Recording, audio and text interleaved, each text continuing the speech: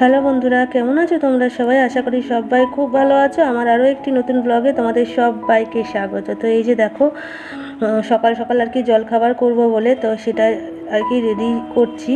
তো মুগ কড়াই নিয়েছি, মুগ কড়াইটা ভালো করে ধুয়ে নিয়ে যে প্রেসারে নিয়ে নিয়েছি। করব হচ্ছে মুগ কড়াই সেদ্ধ। তো এর মধ্যে দেব হচ্ছে আমি আলু, একটা টমেটো আর কাঁচা লঙ্কা। আলুগুলো একটু বড় বড় করে নিয়েছি।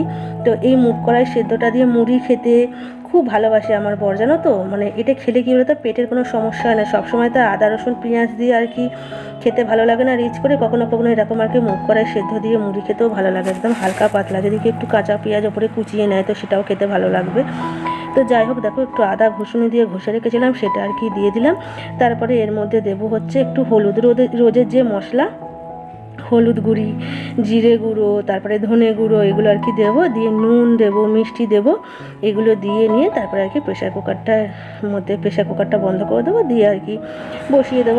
তো 1 থেকে 2টো সিটি আর কি দিয়ে নিয়ে তারপরে আর কি বন্ধ করে দেবো। তারপরে আর কি পরে ঠান্ডা হয়ে গেলে আর কি মুড়ি দিয়ে খাওয়া হবে। তো এই যে দেখো, নুন দিয়ে দিলাম, এরপর আর কি একটু মিষ্টি দেবো, আর এই যে একটু কাঁচা সর্ষের তেল ওপর দিক থেকে আর কি দিয়ে নিলাম। এটা খেতে এতটা ভালো লাগে না, আমি বলো বা আমার বর বলো, খুব ভালোবাসি খেতে। আর এটা অনেক দিন পর প্রায় আমি আর কি এটা করছি, তাই তোমাদের সঙ্গে আর কি একটুখানি শেয়ার করছি।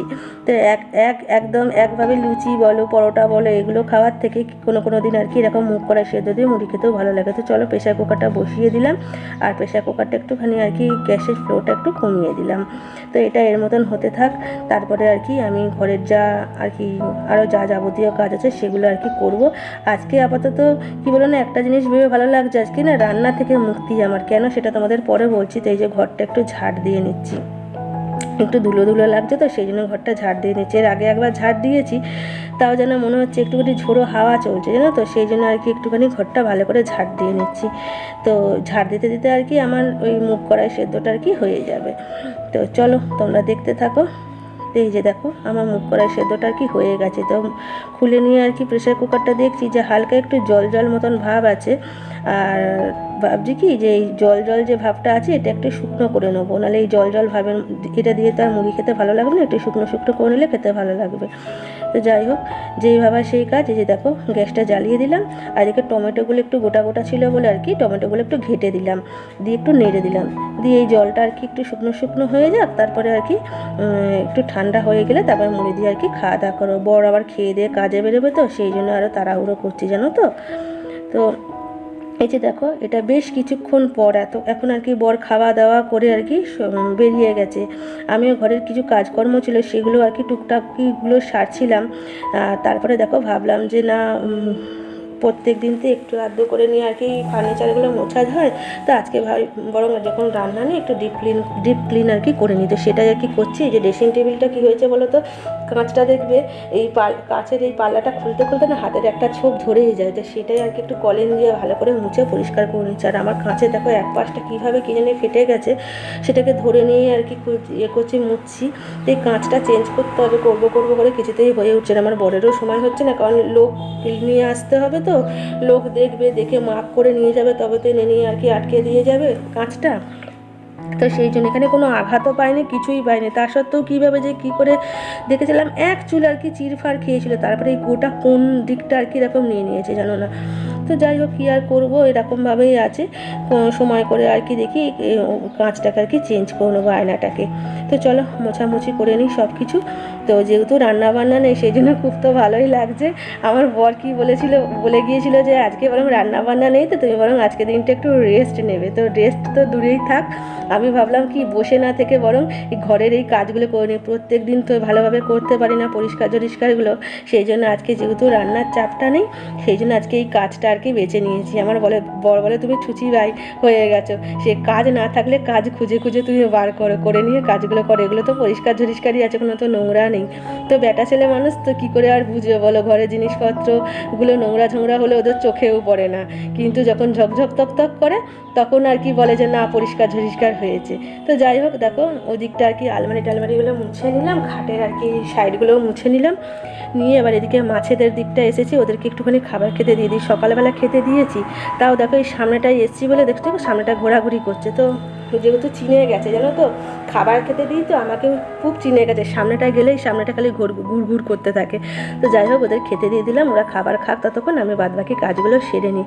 তারপর এই কাজকর্ম সেরে নিয়ে আবার স্নান করতে আছে। আর এদিকে দেখো আমি ওভেনে আর কি তরকারিগুলো ফ্রিজে ছিল সেটা বের করে নিয়ে আর কি গরম করতে বসিয়েছি। আর আমার ভাত রান্না হয়ে গেছে, এই কাজগুলো করতে করতেই না আমি ভাত আর কি বসিয়ে দিয়েছিলাম, ভাত নামানোও আমার হয়ে গেছে। আর দুদিন আগে বললাম না বাইরের দরজা টরজাগুলো ভালো করে মুছেছিলাম, তো এই ঘরের দরজাটা মোছা হয়নি বলে আজকে ভালো করে আর কি একদম মুছে নিলাম। তারপরে এই যে ফ্রিজের দিকটা চলে এসেছি, ফ্রিজটাও আর কি ভালো করে মুছে নিচ্ছি, মানে মাঝে মাঝে চালানো হয় তো। আর সেই জন্য কি বলো তো, মানে একটা দিনের ভেতরে কীরকম ঘাম ঘাম মতো হয়ে যায় বন্ধ করে দিলে দেখবে, তো সেইগুলোই আর কি ভেতর বাহির আজকে খুব ভালো করে আর কি মুছে নিচ্ছি। ভেবেছিলাম যে বাজার থেকে একটা আর কি পাতি লেবু নিয়ে আসবো, লেবু দিয়ে ভালো করে আর কি মোছামুছি করবো, তো আনতে ভুলে গেছি। একটা জিনিস দেখবে ঝট করে মনে থাকে না। তো যাই হোক এমনি আর কি প্লেন ভালো করে মুছে নিচ্ছি।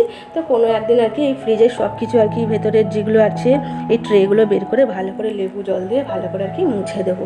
তো মাঝে মধ্যে যেহেতু আমি পরিষ্কার করি, আমার ফ্রিজের ভেতরটা বলো বাহিরটা বলো পরিষ্কারই থাকে, কোনো গ্যাস গন্ধ হয় না। আর শীতকালটা তো প্রায় বন্ধই ছিল, এবার আর কি গরমকালে কন্টিনিউ চলবে, তো সেই জন্যই আগে থেকে আর কি সব কিছু পরিষ্কার করে নিয়ে রাখছি ফ্রিজটার। খালি একটা দিন লেবু নিয়ে এসে ফ্রিজটার ভেতরটা আরও ভালো করে একদিন ডিপ ক্লিন করে দেবো। তো দাঁড়িয়ে দাঁড়িয়ে বসে বসে যেন কোমর পা ব্যথা হয়েছে, যেন একদম একদম। এই যে বন্ধুরা দেখো আমি স্নান করে নিয়ে চলে এসেছি, আর এই যে পুজোও দিয়ে নিয়েছি। আর পুজো দেওয়ার পরই এই যে আমার বড়বাবুও চলে এসেছে, হাত পা মুখ ধুলো আর কি, এবার খাওয়া দাওয়া করবো। তো আজকে আর রান্নাবাড়ি কিছু দেখাচ্ছি না, কারণ কালকে যা ছিল আজকে তো তাই আছে, খালি ভাতটা করে নিয়েছি। আর এই যে দেখো আমার ওভেন আর সব কিছু আর কি মুছে পরিষ্কার করে নিয়েছি, শুধু বাসনটা আর কি মাজতে বাকি আছে। খাওয়া দাওয়া করে একবারে বাসন কোসন আর কি মাজবো। তো আমার বড় জল আর সব রেডি করছে, এবার কি খেতে দেবো, এই যে থালা নিয়ে নেবো আবার। আর সাদা সাদা মতো লাগছে, বাইরে না অন্ধকার করে এসেছে, আর খুব হালকা পাতলা একটা আর কি রোদ উঠেছে দেখো, এই যে বুঝতেই পারবে না এই রোদটা, এতটা হালকা রোদ উঠেছে। তো যাই হোক খাওয়া দাওয়া করে নিয়ে তো এক গাদা বাসন পড়ে আছে, মাঝখানে যেহেতু বাসন মাজা হয়নি সেই জন্য এত বাসন জমেছে, খেয়ে দিয়ে উঠে মাজতে হবে, সেটাই আমার বিরাট চিন্তা হয়ে যাচ্ছে জানো না। তো চলো আজকে এই পর্যন্তই, দেখা হবে আবার একটা নতুন কোনো বড় ভিডিওর সাথে। ততক্ষণে সবাই খুব ভালো থেকো, সুস্থ থেকো। আর আমার ভিডিও ভালো লাগলে অবশ্যই একটা লাইক কমেন্ট শেয়ার করে দিও, আর আমার চ্যানেলটা সাবস্ক্রাইব করবার পাশে থেকো। আর হ্যাঁ, এই যে ছাদ থেকে সমস্ত জামা কাপড় নামিয়ে রেখে দিয়ে তারপরে স্নান করতে গিয়েছিলাম, কারণ এত মেঘ করেছিল না সেই জন্য। তো চলো সবাইকে টাটা, সবাই খুব ভালো থেকো।